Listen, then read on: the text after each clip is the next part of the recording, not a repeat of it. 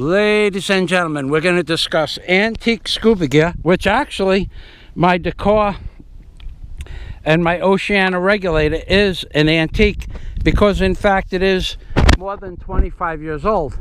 And this looks like a gravitational effect that the sun has had on the clouds, but that's not what we're here to talk about. We're going to talk about man-of-war jellyfishes, and we're going to talk about white sand beaches in the Philippines. Now this isn't the whitest possible sand, but it's real close to it. And look what we have here. We have a man-of-war jellyfish that washed up on shore. Now I'm going to show you, this is the biggest jellyfish I have seen in the Philippines. It's about 16 or 17 inches in diameter, and this bottle is 750 liters. And I'm going to wash this off and make it glisten in the afternoon sun. And now you can see around the edges are the tentacles of the jellyfish. Now these tentacles can be very long. I will not say a number, but 10 or 20 feet is very realistic. And if you run into just one of those, it will make the part of the body that touches it swell up. As it could be as thick as an extra finger on your arm. It's happened to me before, and it happens to a lot of people. And this is an antique Aqualung scuba tank bracket. It's made out of 316 stainless and bronze bolts, chrome plated bronze, high quality nylon. This is made in 1955. Now look at these bronze rivets. Look at the quality that still exists, and you can still pull them apart,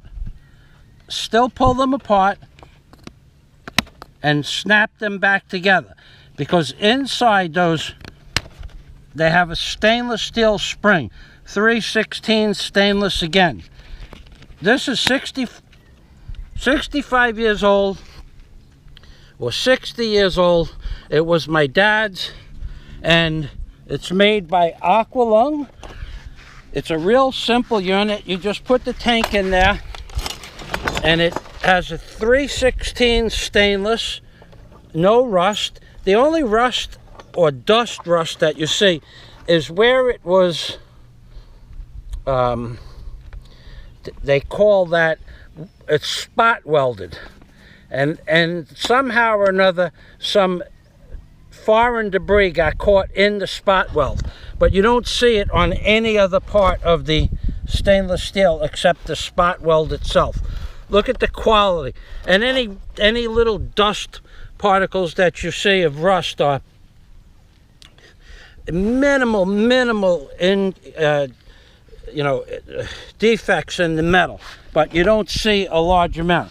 So what we're doing today is we are going into this water with this antique regulator, Oceana Regulator, and this antique decor gauge from 1980. It has a compass that still works. Now, I don't know if my equipment even works anymore because I haven't used it since I got to the Philippines, but we're going to find out. And this is the biggest jellyfish I've seen since I've been in the Philippines. And to give you an idea how big it is, I have,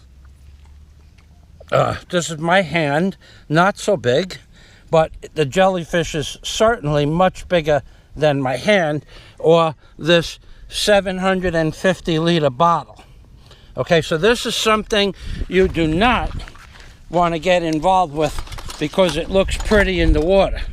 You do not want to get involved with this jellyfish because it looks pretty in the water. In fact, I just screwed up and let my dive gear touch it. So I don't know if this video will ever get published because I've had trouble with the SD card, but this is the Bohol Sea, I think. Could be the Pacific Ocean. You know, I'm not so smart, you know. And this is Michael Fazio saying this is a white sand beach in the Philippines. This is possibly a man-of-war jellyfish in the Philippines. This is a broken bottle of tanned away rum, I think. Could be, could not be. And this is me saying goodbye, because it's hot and I'm going in the water, which means I have to put this camera back into its bracket. And here we go. I have to go get a tank also. So God day to everybody from Rabbi Jew Barker in the Philippines, baby.